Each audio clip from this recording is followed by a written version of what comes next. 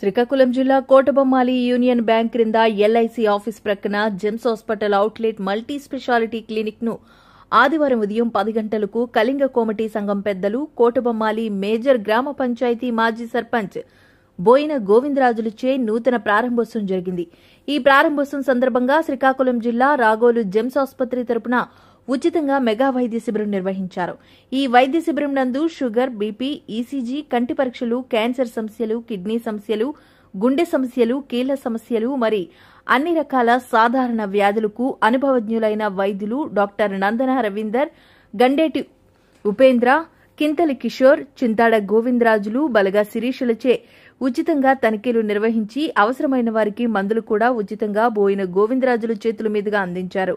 ఈ క్లినిక్ కు ప్రతిరోజు స్పెషలిస్ట్ డాక్టర్ అందుబాటులో ఉంటారని, ప్రజలు ఈ అవకాశాన్ని వినియోగించుకోవాలని జెమ్స్ మేనేజర్ బొడ్డాపు చిన్నారావు తెలియజేశారు.